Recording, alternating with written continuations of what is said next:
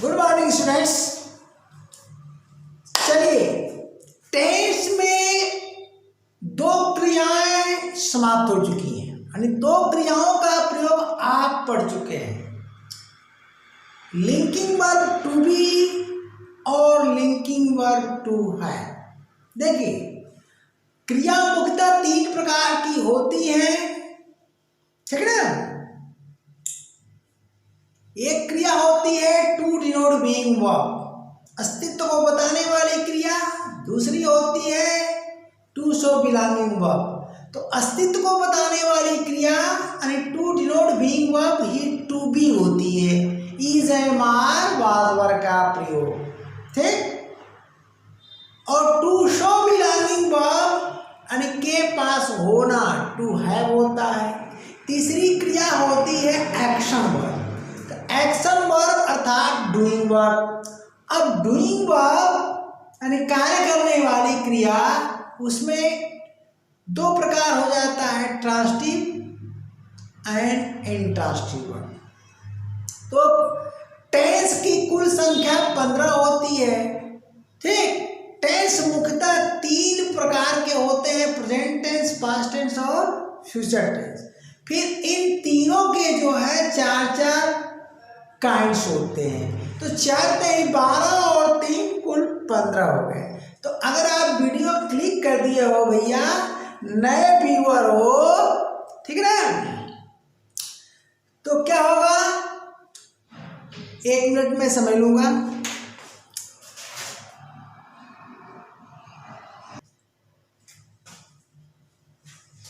हाँ, तो नए व्यूअर हो तो सबसे पहले मेरी टीचिंग स्टाइल को समझना पड़ेगा।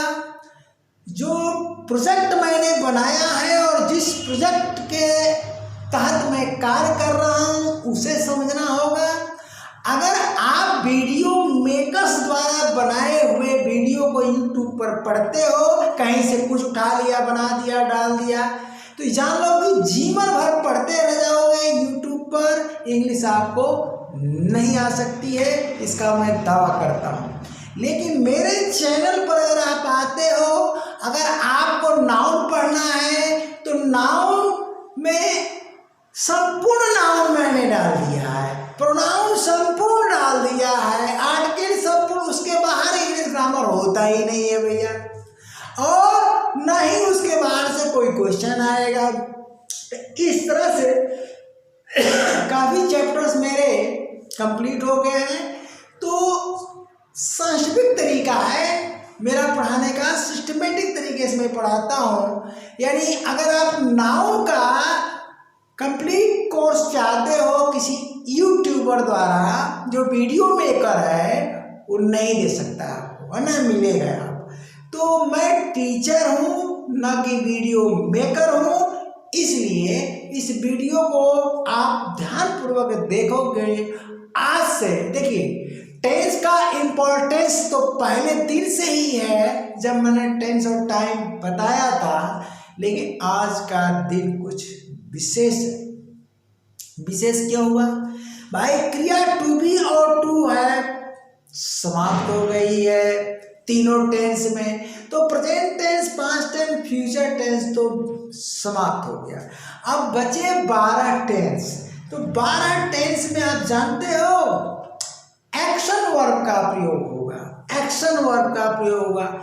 किंतु तीनों परफेक्ट टेंस, परफेक्ट की मैं बात कर रहा हूँ, present perfect tense, past perfect tense और फ्यूचर परफेक्ट टेंस, वहाँ भी टू बी और टू हैव का प्रयोग आएगा। तो जब मैं पढ़ाऊंगा तो वहाँ पर एग्जाम्पल दे करके आपको समझाऊंगा, ठीक है ना। तो यहाँ से इंडिफिनिट टेंस से, देखो इंडिफिनिट टेंस से एक्शन वर्ब शुरू हो जाता है। तो इंडिफिनिट की आप पहचान जानते हो कि वाक्य के अंत में, देखो बोलचाल में तो अंत में कहोगे, लेकिन वास्तव में अंत में तो रहेगा नहीं। अंत में तो प्रेजेंट टेंस की पहचान या पास्ट टेंस की पहचान या फ्यूचर टेंस की पहचान रहेगा, उसके पूर्व तातीती रहेगा। क्यों? क्योंकि इंडिफिनिट तो काइंड है ना भैया, प्रेजेंट का भी है, पास्ट का भी है और फ्यूचर का। भी है।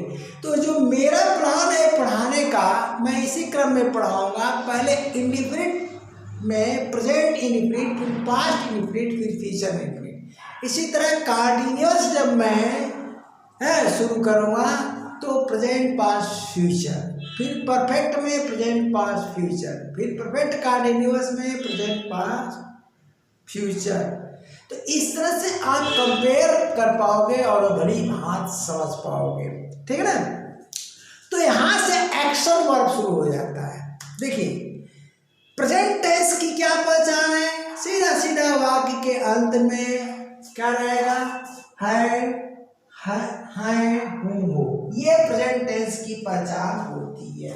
ये क्या है भैया, यह है प्रेजेंट टेंस की पहचान। चलिए कर दिया। तो आज का क्लास बहुत महत्वपूर्ण है आपके लिए। शुरू क्या है, टेंस में पार्ट 28। टेंस के अंतर्गत आज 28वां दिन है, उधर एक्सरसाइज भी शुरू हो गई है, ठीक है ना। तो इंडिफिनिट टेंस शुरू है। तो 3 टेंस होते हैं, प्रेजेंट, पास्ट और फ्यूचर।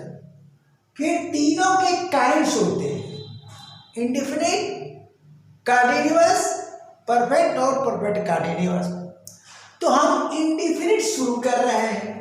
और किसका इंडिफिनिट, प्रेजेंट इंडिफिनिट, प्रेजेंट का इंडिफिनिट, ठीक है ना।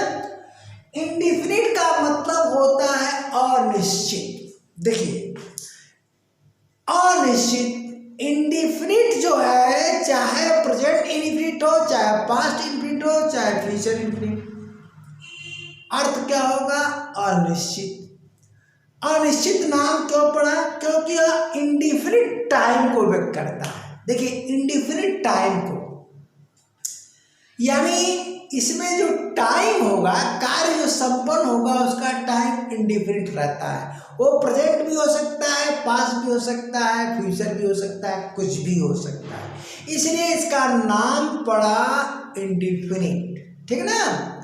अब प्रेजेंट टेंस के साथ जोड़ दोगे, यानी यह तातीते, ध्यान देना, तातीते किसकी पहचान है, इंडिफिनिट टेंस की, इंडिफिनिट की, ठीक है। अब इन दोनों को जोड़ दिया गया तो प्रेजेंट प्लस इंडिफिनिट, यानी प्रेजेंट इंडिफिनिट टेंस बन गया। ये तो दादाजी है ना जी, ये दादाजी के 3 पुत्र थे, एक प्रेजेंट, एक पास्ट, फ्यूचर। फिर तीनों के 4 बेटे हुए, यानी दादाजी के कुल कितने, 12 पोते हो गए। यह पहले क्लास में मैं बता चुका हूँ। तो दादाजी तो मर गए लेकिन नाम चलता है। तो ये दादाजी का बेटा है, यानी ये ग्रैंडफादर है, इनके ये सन है और इनका ये सन होगा, ठीक। तो पहले पुत्र का बेटा, पहला बेटा इंडिफिनिट है। तो इस तरह से दादाजी के क्या होगा, ये ग्रैंड सन हुआ। तो इसकी चर्चा तो मैं कर चुका हूं भैया, पहला क्लास मेरा। देखो टेंस पार्ट कहाँ शुरू करो, 1 से शुरुआत करो, ठीक है।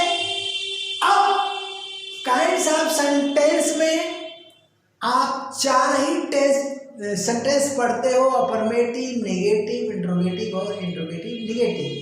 आप चाहो नोट बनाने वाले को मैं कह दे रहा हूँ, बता दे रहा हूँ, तो आप यहाँ नंबरिंग दे सकते हो। 1 अफर्मेटिव के आगे 1 दे सकते हो, नेगेटिव के पूर्व जो है 2 दे सकते हो, इंट्रोगेटिव के कॉपी में पहचान के लिए आप दे सकते हो, और नहीं क्रम से पढ़ते हो, कोई दिक्कत नहीं होगी। अब चलते हैं, हम प्रेजेंट इंडिफिनिट टेंस को अफर्मेटिव सेंटेंस के अंतर्गत पढ़ते हैं। तो अफर्मेटिव सेंटेंस जानते ही हैं क्या होता है, ठीक है ना। वो वाक्य जिसका भाव क्या होता है, स्वीकारात्मक होता है। तो अफर्मेटिव सेंटेंस का सेंटेंस स्ट्रक्चर मैंने यहाँ पर बढ़ा दिया आपकी सुविधा के लिए इन हिंदी। तो हिंदी में एक स्ट्रक्चर है और इंग्लिश में 2, हिंदी में क्या आएगा? देखिए, कर्ता प्लस अन्य शब्द। अब यह अन्य शब्द क्या होगा? यह अन्य शब्द क्या होगा? पहले से भी मैं चर्चा करता आ रहा हूं, ठीक ना। तो जो ओल्ड स्टूडेंट हमारे हो चुके हैं उनके लिए तो कोई बात नहीं है, लेकिन नया आज क्लिक किए हो तो ये अदर वर्ड्स के स्थान पर, अन्य शब्द के स्थान पर यहाँ पर अदर वर्ड्स क्लिक होता है। और यह अदर वर्ड देखो क्या हो सकता है? ऑब्जेक्ट हो सकता है, या क्या हो सकता है? यहाँ और लिख रहा हूं मैं, ये ऑब्जेक्ट हो सकता है और कंप्लीमेंट हो सकता है। क्या हो सकता है? कंप्लीमेंट हो सकता है, हाँ, या बोथ हो सकता है, दोनों हो सकता है। ध्यान दो, केवल ऑब्जेक्ट, ठीक, या केवल कंप्लीमेंट, या दोनों, ठीक। तो इस पर मैं एग्जाम्पल दे करके आपको समझाऊंगा, ठीक ना। इस पर एग्जाम्पल दे करके मैं आपको समझाऊंगा। हाँ चलिए, तो यहाँ पर ऑब्जेक्ट, कंप्लीमेंट अथवा बोथ, बोथ का मतलब दोनों, ऑब्जेक्ट और कंप्लीमेंट। अब अफर्मेटिव सेंटेंस में आप पहचान समझ गए, यहाँ पर धातु का प्रयोग किया गया है। धातु को समझना जरूरी है, यानी क्रिया का मूल तत्व। यहाँ पर अगर हम पढ़ लिख दे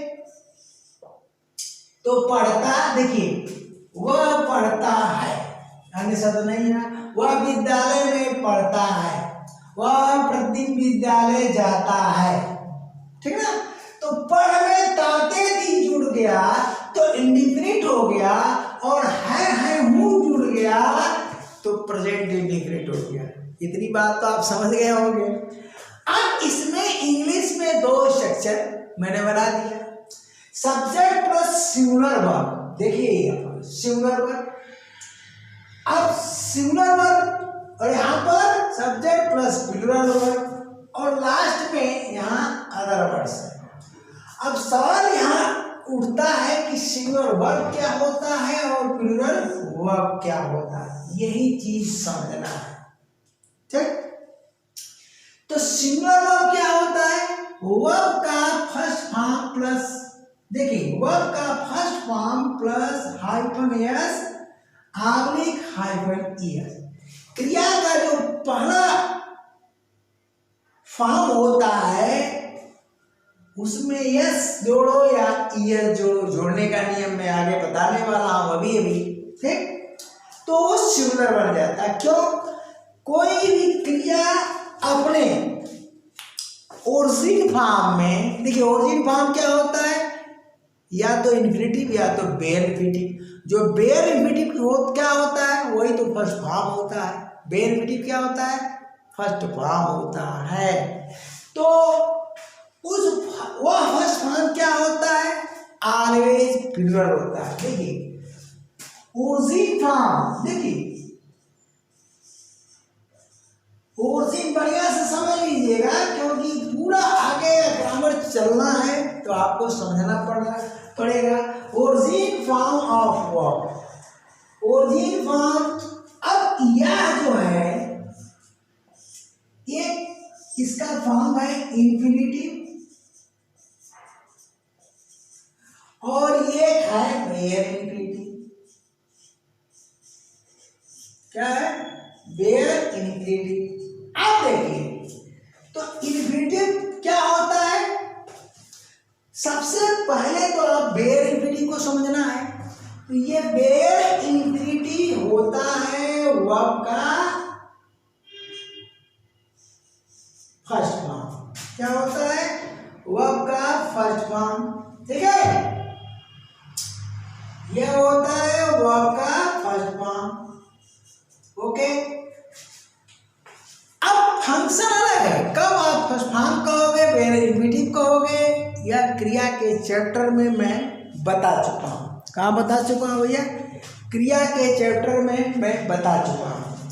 तो यह वेयर बी की फर्स्ट फॉर्म है। इस फर्स्ट फॉर्म में टू लगा दोगे, क्या लगा दोगे, टू लगा दोगे, नहीं टू जोड़ दोगे तो ये देखो यह इन्फिनिटी बन जाता है, इन्फिनिटी बन जाता है, ये हो गया। तो यहां पर फर्स्ट फॉर्म ऑलवेज क्या होता है, प्लूरल होता है, ध्यान दीजिएगा। किसी भी क्रिया का,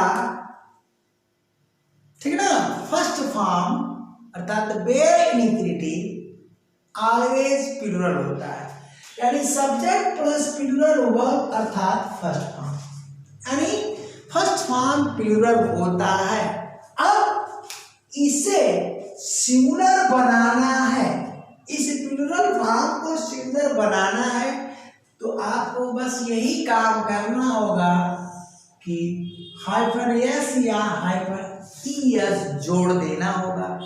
अब कब जोड़ोगे, कैसे जोड़ोगे, आगे मैं अभी बताऊंगा, परंतु इस स्ट्रक्चर में आपको यह ध्यान देना है कि यहाँ पर दो स्ट्रक्चर तो मैंने दे दिया, एक में दिया सब्जेक्ट प्लस सिंगुलर वर्ब और एक में दिया subject plus plural verb. Singular verb और प्लूरल वर्ब में आप अंतर समझ गए। सवाल यह है कि इस सब्जेक्ट के स्थान पर कौन सा सब्जेक्ट होगा और इस के स्थान पर कौन सा, तो यहां से आप पढ़ना शुरू करिए। देख लीजिए, सब्जेक्ट में दो कैटेगरी होगी, आप सिंगल सब्जेक्ट नहीं कर सकते हो, प्लूरल सब्जेक्ट नहीं कर सकते हो। अगर कोई टीचर ऐसे पढ़ाता है सिंगुलर सब्जेक्ट प्लूरल सब्जेक्ट, तो वह टीचर अल्पज्ञानी है, इसको मैं प्रमाणित कर दे रहा हूं। अब देखो, ही सी ईट को देख करके आप सिंगुलर कह देते हो, लेकिन आई क्या है भैया, आई भी तो सिंगुलर होता है। ही सी के राह पर आप सिंगुलर सब्जेक्ट बोल दोगे, आई क्या है, देखो सिंगुलर होते हुए भी इस समय यह वी और यू दे प्लूरल के साथ है। यही कारण है कि आप सिंगुलर सब्जेक्ट और प्लूरल सब्जेक्ट कहना बिल्कुल गलत है, नहीं कर सकते हो, क्योंकि आई जो है खेल बिगाड़ता है और अलग अलग टेंस में कभी सिंगुलर वर्ब लेगा तो कभी प्लूरल वर्ब लेगा। यहाँ पर आई देखिए क्या ले रहा है, प्लूरल वर्ब ले रहा है, ठीक है ना। अभी मैं लिंकिंग वर्ब जब पढ़ाया था टू बी, तो आई क्या होता है, सिंगुलर। वाज, आई वाज था तो वहां पर वाज क्या था, सिंगुलर।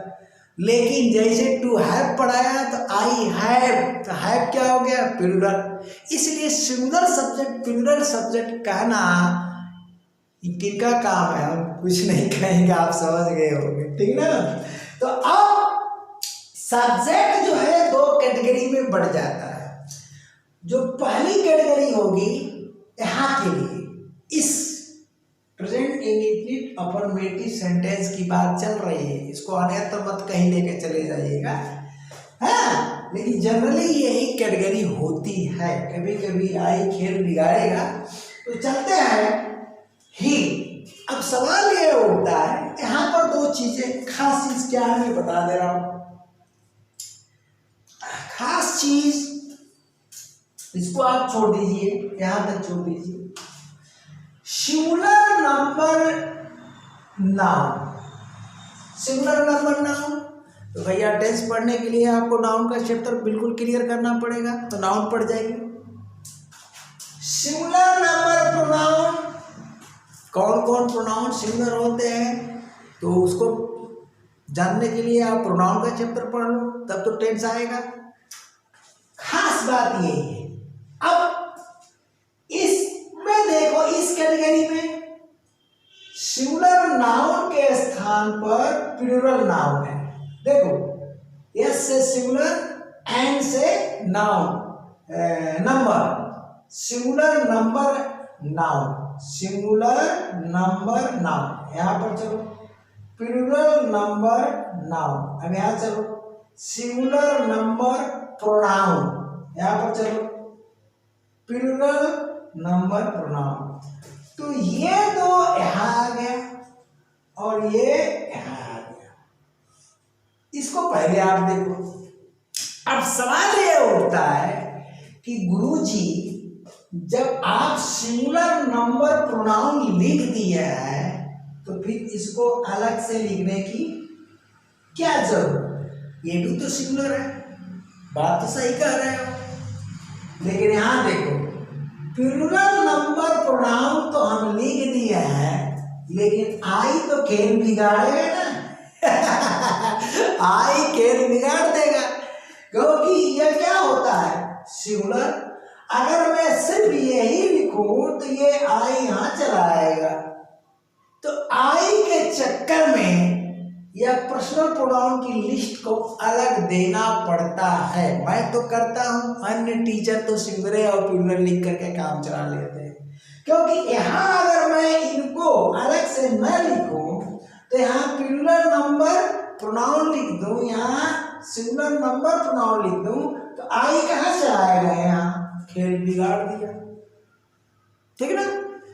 क्योंकि वी तो प्लूरल है, यू तो प्लूरल है, दे तो प्लूरल है, लेकिन आई तो सिंगुलर होता है भैया, ठीक ना। वो क्रिया बदलता है, अपना चोला बदलता रहता है, अपना साथी बदलता रहता है, इसलिए इतना जो पोर्शन है अलग करना पड़ता है। ये देखिए, इसको लिखना बहुत जरूरी है। रीजन समझ गए होंगे आप? तो चलते हैं। तो नहीं तो यहीं से इतने में काम चल जाता।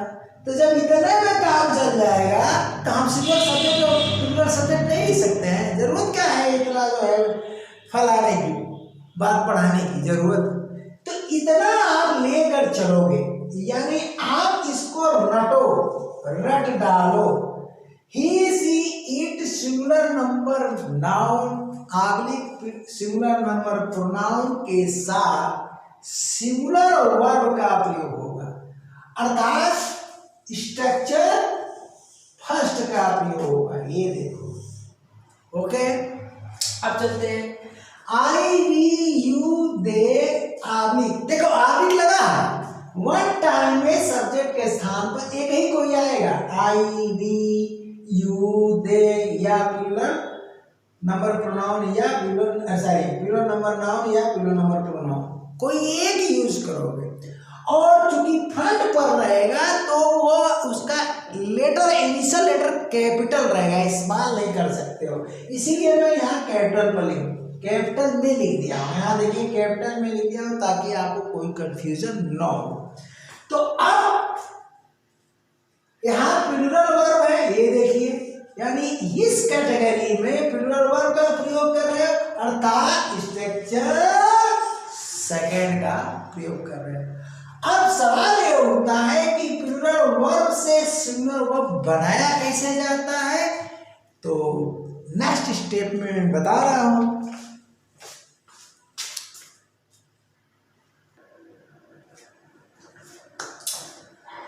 तो चले, प्लूरल वर्ब से सिंगुलर वर्ब बनाने के क्या नियम है? सबसे सरल नियम में बता दे रहा हूं। इसमें स्टूडेंट्स हमेशा कंफ्यूज रहता है, और किताब में जो राइटर्स दिए हुए हैं उसके क्रम में चलते हैं, इसलिए कंफ्यूज रहते हैं। मेरे साथ भी हुआ था, जब मैं पढ़ना स्टार्ट किया था तो मैं उनके अनुसार चलता था तो मैं परेशान हो जाता था, समझ में नहीं आता था। अब इसमें करना क्या है? सबसे पहले आप एक्सेप्शन को ले लीजिए। सबसे पहले अगर आप एक्सेप्शन को, जो एक्सेप्शनल रूल्स होते हैं उनको ले लेते हैं तो बाकी इजी हो जाता है। तो देखिए, यदि प्लूरल एक्सेप्शन में क्या चीज है इसको देखिए। अगर देखिए प्लूरल वर्ब का मतलब फर्स्ट फॉर्म, यहां पर एक चीज का ध्यान आपको देना है, यह नियम एक्शन वर्ब के लिए बताया गया है। किसके लिए? First form under bracket action verb.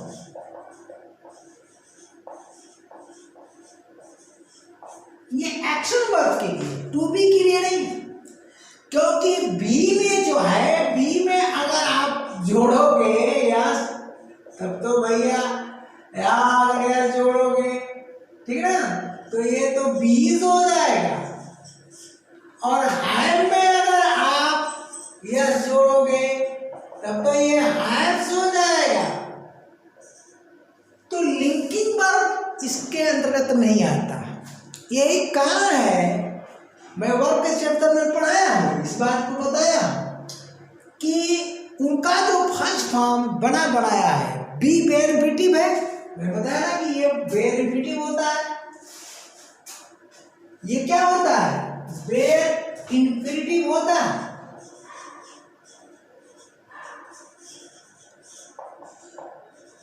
चलिए, तो बी बेनिफिटिव है, उसमें अगर एस जोड़ करके बनाओगे तो बीज हो जाएगा। है बेनिफिटिव है, ठीक ना, प्लूरल फॉर्म में, तो उसमें एस जोड़ोगे तो हैव्स हो जाएगा। इसका प्रयोग तो हो नहीं सकता है।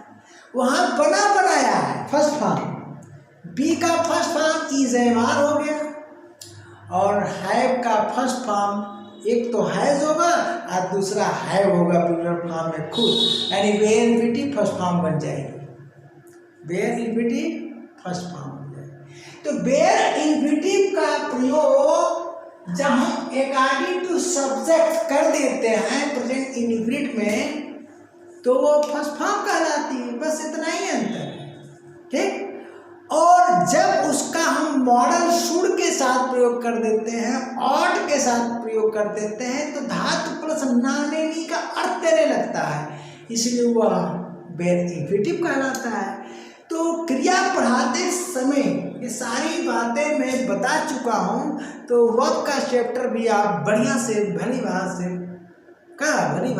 पढ़ लीजिए। तो चलते हैं, यहाँ पर जो भी नियम बताया जा रहा है एक्शन वर्ब के लिए, अर्थात डूइंग वर्ब के लिए, ठीक ना।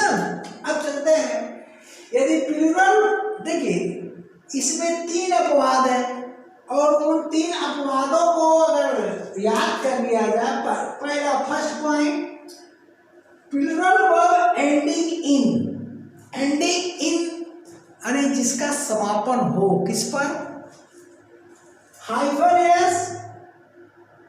हाइफन इसलिए लगा है कि उसके पहले और भी स्पेलिंग रहेगी और लेटर्स रहेंगे, यानी जिसके अंत में एस हो, डबल एस हो, सी एच हो, एस एच हो, एक्स हो, डबल जेड हो सकता है कि डबल जेड की जगह सिंगल जेड भी मिल सके, लेकिन अभी मेरे ध्यान में नहीं आ रहा है, ठीक ना, सिंगल जेड का, लेकिन ऐसी भी संभावना है, ठीक है।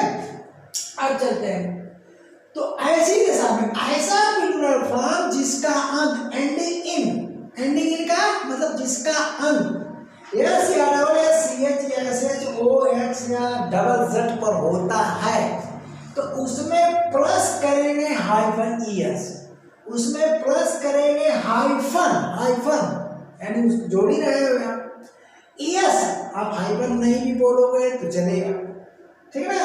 ईएस जोड़ देते हैं तो वो सिंगुलर फॉर्म में चेंज हो जाता है। तो तरीका देखिए, प्लूरल वर्ब सिंगुलर वर्ब। अब प्लूरल वर्ब में पहला एग्जांपल देखिए, एस पर फोकस, मैं हिंदी नहीं दिया हूँ इसलिए नहीं दिया हूँ कि जगह कवर करेगा, तो जगह कवर करेगा तो दिक्कत होगी आपके लिए। तो यहाँ पर फोकस देखिए सिंगल एस है, इस फोकस का जो अंत हो रहा है ending in, focus is ending in S, यानी एंडिंग एट भी बोल सकते हो, एंडिंग एट एस, लेकिन एट सही नहीं है, बोल चाल में भले बोल सकते हो। तो एंडिंग यानी एंडिंग इन एस, एस पर समाप्त हो रहा है, यानी यहाँ है हम, तो क्या जोड़ देंगे, ईएस जोड़ देंगे, सिंगुलर बन गया। ये देखिए ईएस जोड़ दिया, सिंगुलर बन गया। फोकस का मतलब होता है ध्यान केंद्रित करना।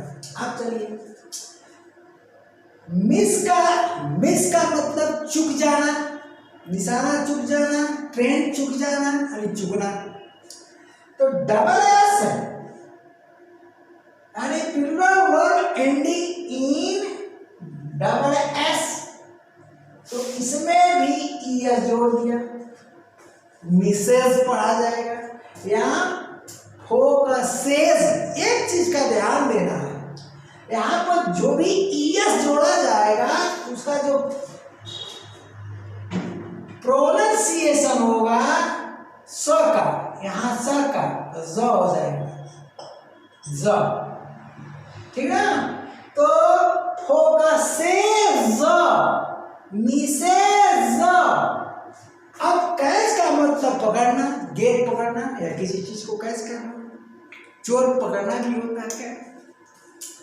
तो कैच का कैचे ज, ये अरबी लफ्ज है, ये नुक्ता लगेगा जो के नीचे ज, ठीक है ना। तो कैचेज, कैचे जो नहीं ज, गलती से स नहीं, कैचेस नहीं, इसका ध्यान देना है। कैसे मतलब पकड़ना, पुश का मतलब धक्का देना या धकेलना, तो पुशेज। गो मीन्स जाना, तो गो ज। अब फिक्स का मतलब स्थिर करना। आप डिक्शनरी से अर्थ नोट कर लेना या सुनकर नोट कर लो, मैं बता दे रहा हूँ। फोकस का मतलब ध्यान केंद्रित करना, मिस का मतलब चुक जाना, और कैच का मतलब पकड़ना, पुश का मतलब धकेलना, ढकेलना नहीं भैया, ढकेलना मत, ये होता है धकेलना, ढकेलना या धक्का देना, ढकेलना या धक्का देना। ढकेलना भोजपुरी में लोग ढकेलना बोल देते हैं, नहीं, ढकेलना यानी धक्का देना या ढकेलना। पुशेस, वो भी जाना जानते ही हो। और फिक्स का मतलब होता है स्थिर करना, तो फिक्सेस हो जाएगा। क्या हो जाएगा, फिक्सेस हो जाएगा। अब बस का मतलब होता है भिनभिनाना, मधुमक्खियों का भिनभिनाना, मक्खियों का नहीं, मक्खी जो होती है फ्लाई वो हम करती है, ठीक है ना।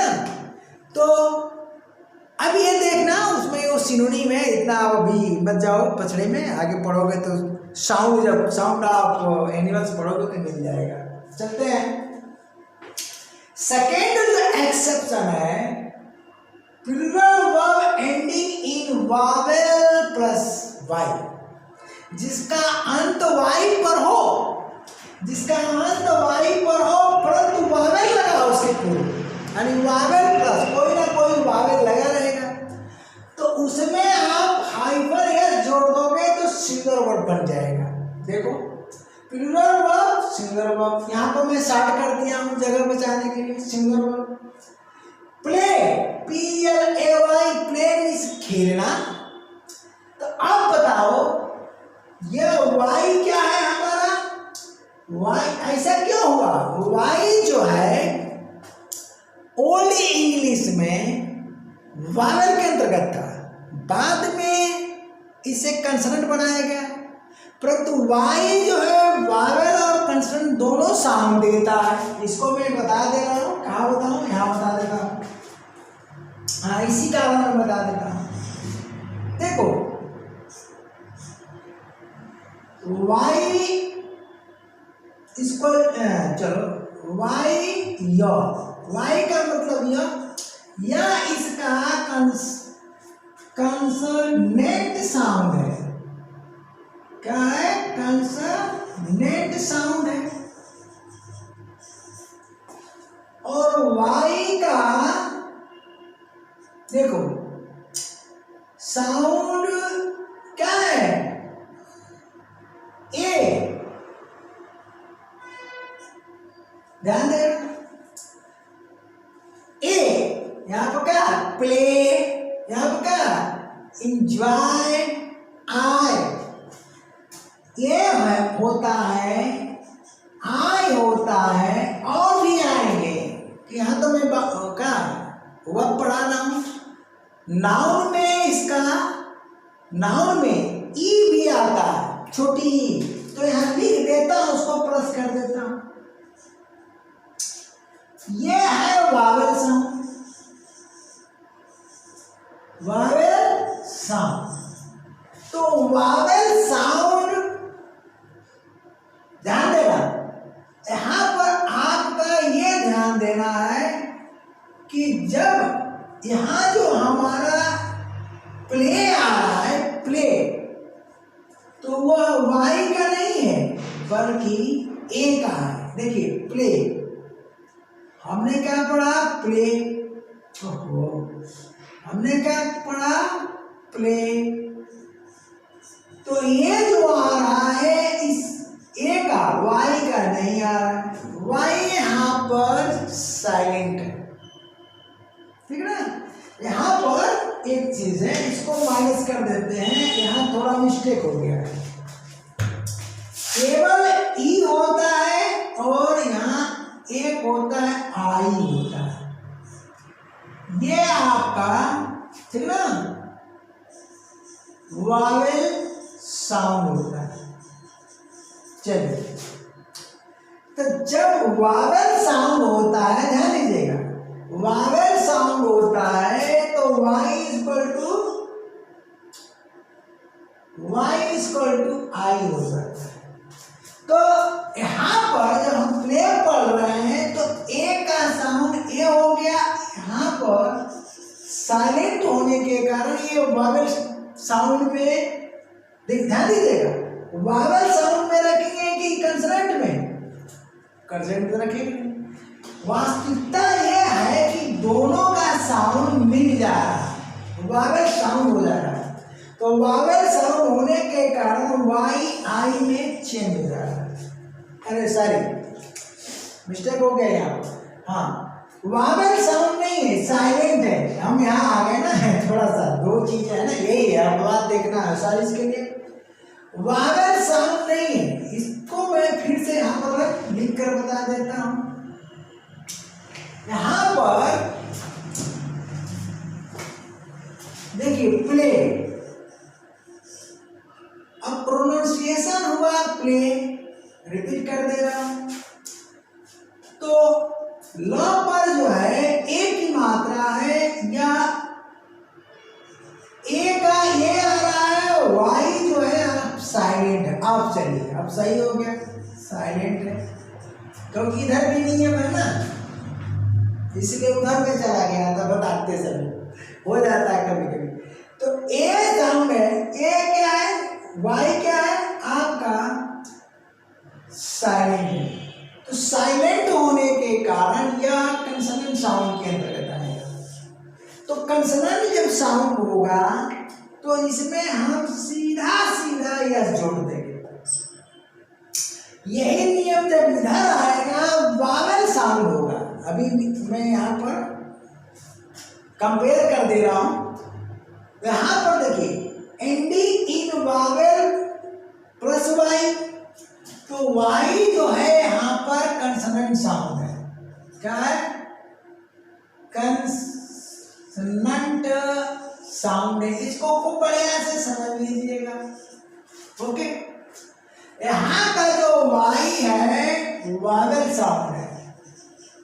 दोनों नियम को आप एक साथ लेकर चलिए। यही बात है, यहाँ बताते समय मैं उधर भाग गया था। चलिए, तो जब वावेल वाई के पहले वावेल आएगा तो ये कंसोनेंट साउंड देगा, और जब वाई के पहले कंसोनेंट आएगा तो यह वावेल साउंड देगा, उल्टा होगा। तो वाई के पहले वावेल आया तो कंसोनेंट साउंड, और जब कंसोनेंट साउंड हुआ तो सीधा सीधा वाई को हम चेंज नहीं करेंगे। जहां भी वाई अगर कंसोनेंट साउंड पे रहेगा तो चेंज नहीं करेंगे, क्या लगा देंगे, हाइफन या जोड़ देंगे। तो चलिए, play, plays, enjoy, enjoy, play means खेलना, एंजॉय मीन्स आनंद लेना। तो ये एग्जांपल दिया। अब चलिए, अगर plural verb ending in consonant plus Y, तो ये वाई वाला विशेष हो गया और एक ये हो गया अपवाद। इन तीनों अपवाद को आप याद कर लीजिए।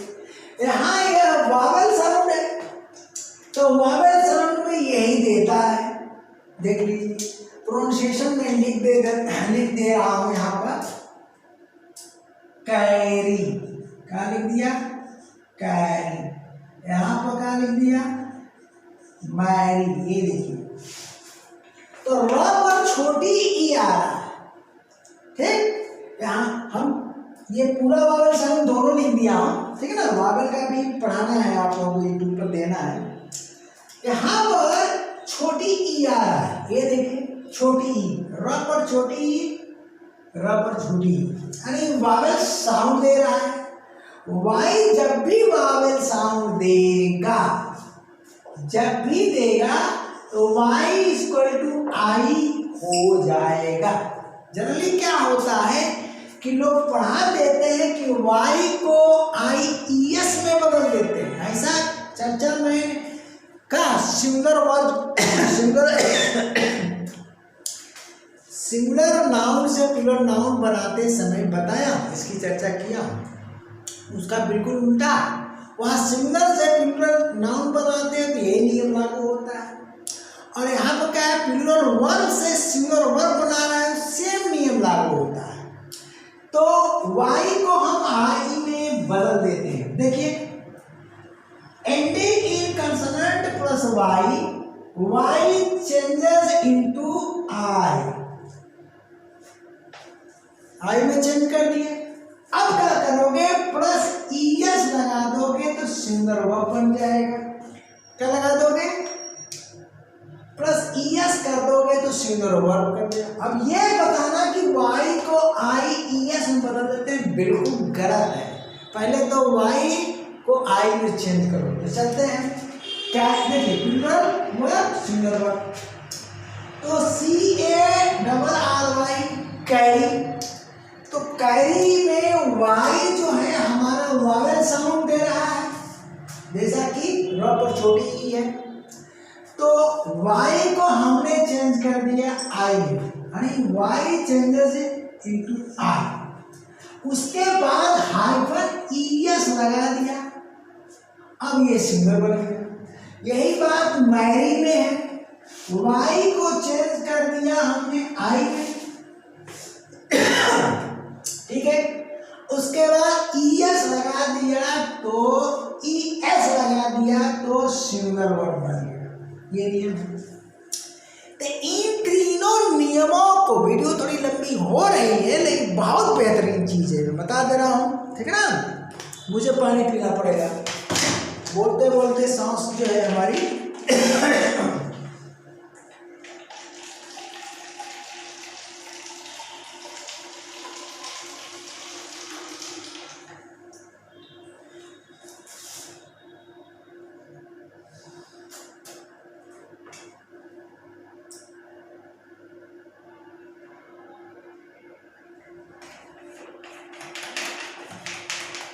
अब चलिए, इन तीनों नियमों को आप याद कर लो।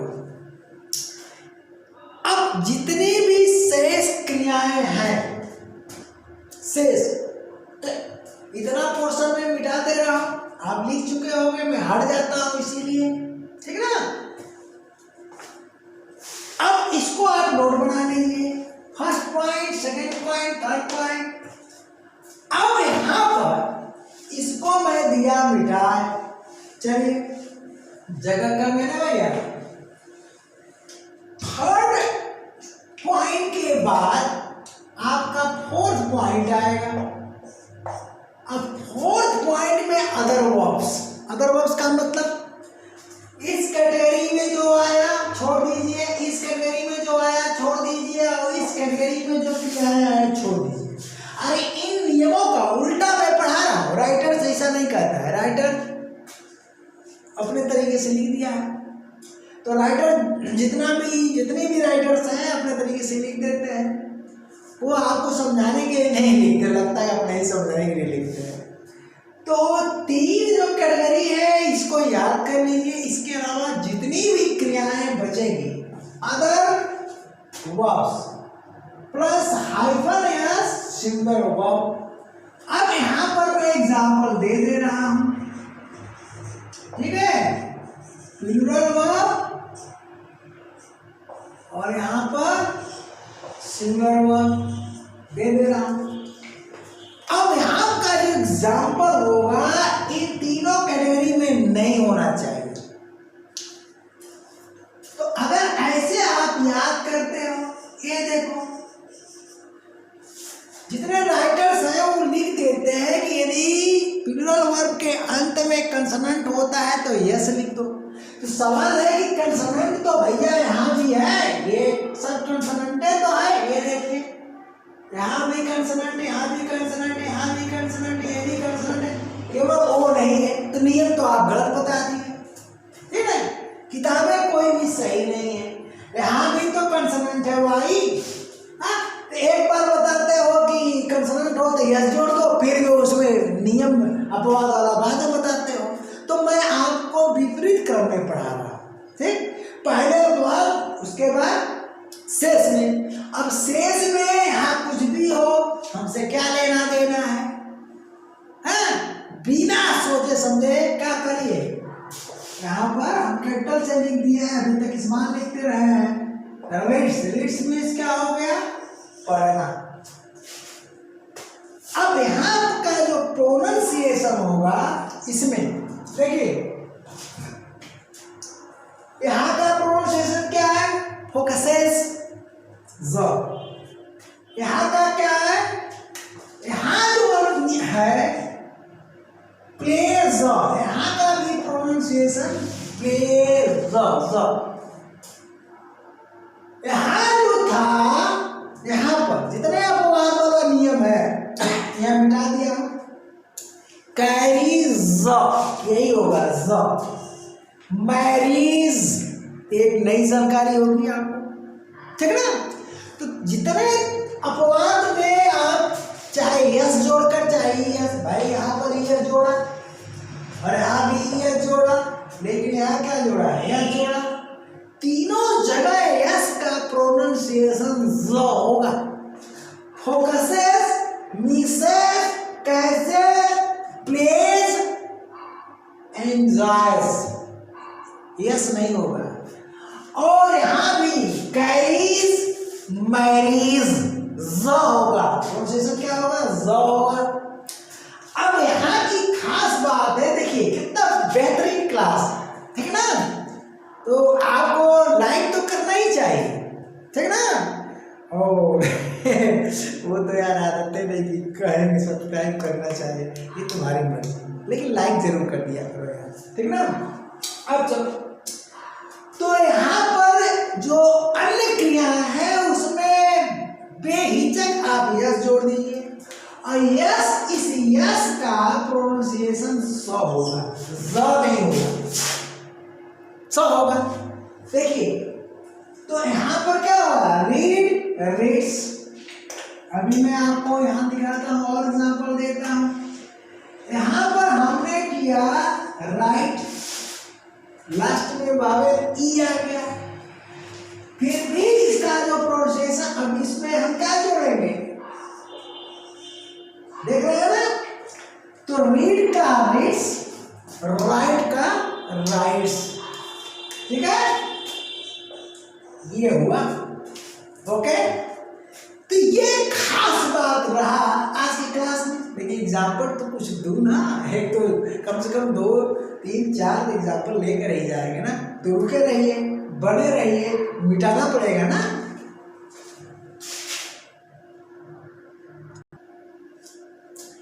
तो चले कुछ एग्जाम्पल्स लीजिए। देखिए वह प्रतिदिन कार्यालय जाता है, तो सबसे पहले आपको क्या करना होता है ट्रांसलेशन करते समय हिंदी टू इंग्लिश। अगर आपकी मातृभाषा हिंदी है तो आप हिंदी से अंग्रेजी पहले सीखो, तो अंग्रेजी से हिंदी ऑटोमेटिक आ जाएगी, ठीक है ना। मैंने यही किया था, हिंदी से इंग्लिश ट्रांसलेशन पर मैं बहुत मेहनत किया, ठीक है ना।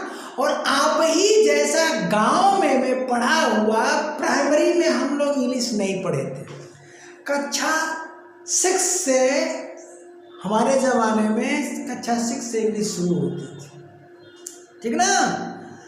तो 6, 7, 8 में तब मुझे कुछ आया नहीं, क्योंकि मेरे गुरुजी बैठकर कविताएं लिखते थे, कुछ नहीं पढ़ाए, धन्यवाद उस गुरु को, ठीक है ना। पता नहीं जीवित है कि नहीं है मैं कह नहीं सकता हूँ। गाना लिखते थे और कविताएं लिखते थे, हम लोगों को ABCD दे देते कि लिखो, तो भैया 6, 7, 8 तो किसी तरह पास हो गए हम, सभी स्टूडेंट के साथ था ऐसा। लेकिन हाई स्कूल में जब दूसरी जगह गया तो वहाँ के जो प्रधानाचार्य थे एक्स्ट्रा क्लास लेकर के हम लोगों को पढ़ाना शुरू किए इंग्लिश ग्रामर, जबकि जो लिटरेचर पढ़ाते थे क्लास में जो पढ़ाते थे वो ग्रामर, जो टीचर थे वो ग्रामर छूते ही नहीं थे, लिटरेचर पढ़ाते थे। तो प्रिंसिपल साहब को सारी बातें पता थी, तो एक्स्ट्रा क्लास लेकर के पढ़ाते थे। उन्हीं की देन है कि मुझे ग्रामर में इंटरेस्ट पैदा हुआ और हाई स्कूल से ही मैं पढ़ना शुरू किया। और देखिए इतना इंटरेस्ट पैदा हुआ कि स्टार्ट तो गुरुजी ने किया, प्रधानाचार्य ने, उन्होंने रुचि डाली मेरे अंदर, लेकिन इसके बाद कोई गुरु नहीं मेरा, किताब ही मेरी गुरु बनी। और इतना रिसर्च किया कि खुद एक्सपर्ट बन गया। अब आप सोचो कितनी स्टडी मैंने किया, सेल्फ स्टडी। तो सेल्फ स्टडी करके मैं टीचर बन सकता हूँ और तुम्हें पढ़ा सकता हूँ, तो तुम्हारे पास तो बना बनाया मैटर पहुँच रहा है, तो क्या इसे नहीं तैयार कर सकते हो? और वही झुंझुना खोजते हो, वीडियो मेकर जितने भी हैं उनका पढ़ते हो। तो मेरा जो अभी तक का अनुभव है भैया, जैसा कि मैं खुद सीखा हूँ, इंग्लिश नहीं आएगी तो इनसे आप सावधान हो जाइए। और मैं ये नहीं कह रहा हूँ कि मेरा ही पढ़ो, और टीचर कोई हो खोज लो मेरे जैसे पढ़ा रहा हो तो आप सीक्वेंस में पढ़ना शुरू करिए, ठीक ना, तब जा करके इंग्लिश आपको आएगा। चलते हैं, तो ये हुआ प्रेजेंट टेंस, ओके। प्रेजेंट अभी टेंस नहीं लिख रहा हूं, दादाजी का नाम बाद में। और यहां देखिए ता जाता है, तो इस जाता में जा धातु है, जा धनता है, ये जा आपकी धातु है, जैसा कि स्ट्रक्चर में दे चुका हूं। तो आप दो ही सर पर लो, लेकिन इतनी बारीकी से लो, ऐसी पकड़ बनाओ कि पकड़ से बाहर ना हो। तो ये जा धातु है, जैसे संस्कृत में गम धातु होती है, हिंदी में जा धातु।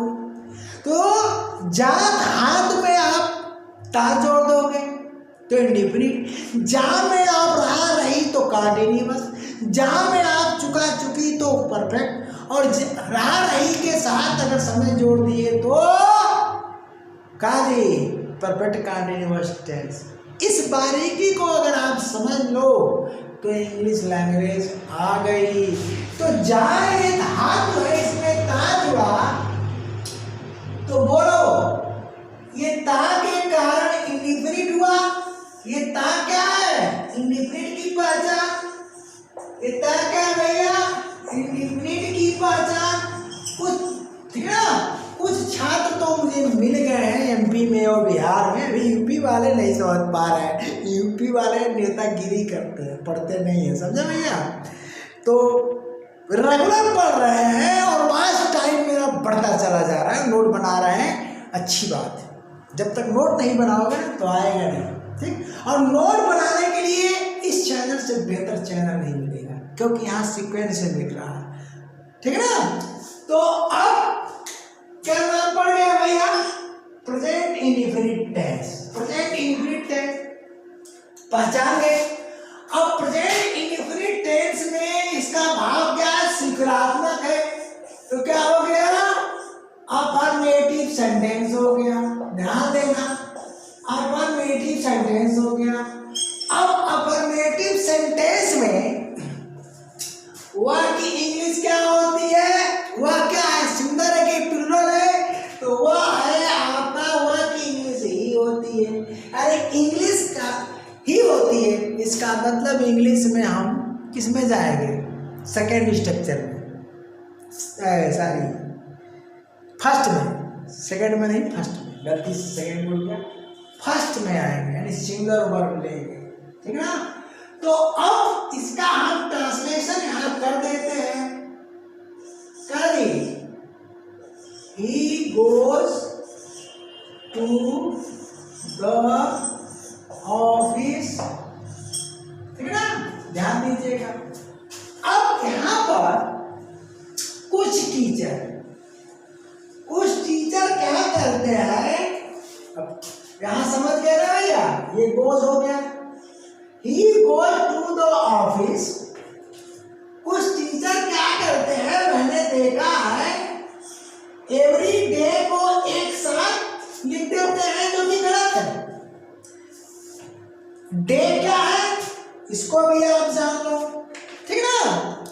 तो डे है आपका नाउन और एवरी क्या है आपका डिस्ट्रीब्यूटिव एडजेक्टिव। क्या है, क्या भैया, डिस्ट्रीब्यूटिव एडजेक्टिव, ठीक। ये है डिस्ट्रीब्यूटिव एडजेक्टिव, ठीक है ना। तो एडजेक्टिव का काम है कि ये क्वालिफाइज करेगा, नाउन को क्या करेगा, क्वालिफाइज करेगा अपने तरीके से, अपने कायदे के हिसाब से। तो आपने तो जोड़ दिया, उस टीचर को नॉलेज नहीं है। मैं कमेंट नहीं करना चाहता हूं, ना नाम लेना चाहता हूं किसी टीचर का, लेकिन अगर आप उसे लाइक करते हो तो तुम्हारे जैसा बेवकूफ कोई नहीं है, ध्यान देना इस बात का। तो अब यहां पर एवरी और डे हमेशा अलग रहेगा। एवरी नाइट हो, एवरी मॉर्निंग हो, एवरी डे हो, एवरी मंथ हो, कुछ भी हो आप सटा कर नहीं लिखोगे। लेकिन एवरी, देखो एवरीथिंग सटेगा, वो अलग कंपाउंड वर्ड बन जाता है भैया।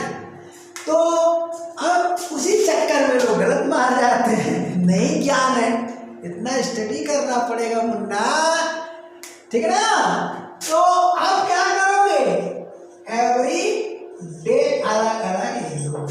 अब तो समझ में आ गया अरबी सर क्या चीज है। अब चलते हैं, वह का प्लूरल, वह का प्लूरल वे होता है। वे प्रतिदिन कार्यालय जाते हैं।